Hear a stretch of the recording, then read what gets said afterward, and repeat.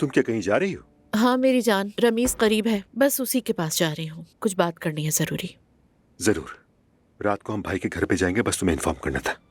Okay, चल के देखते हैं क्या आखिर हुआ क्या है, क्या प्रॉब्लम है उनके साथ। देखते हैं, आ जाओ।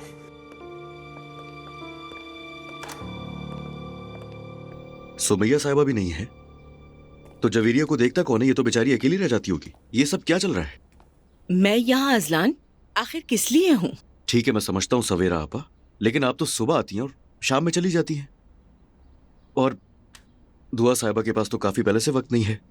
जाहिर है इनके पास अब एक बॉयफ्रेंड भी तो है। अजलान, इन बातों से खुद को परेशान मत करो। मैं बहुत अच्छी तरह जानती हूँ कि मुझे अपनी बेटी का कैसे ख्याल रखना है। बेफिक्र हो जाओ।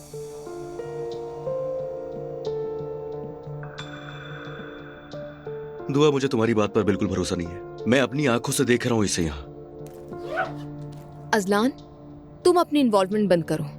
तुम जब भी जवेरिया से मिलना चाहते हो आ जाते हो यहाँ।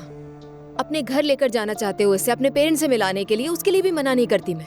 लेकिन कम से कम मेरी मॉम के बारे में कोई भी बात कहने से पहले सोच लिया करो, क्योंकि अब मैं तुम्हारे साथ रिलेशनशिप में नहीं हूँ कि तुम्हारी बातें सुनूंगी। दुआ, मेरी बेटी उस आदमी से दूर रहेगी, याद रखना।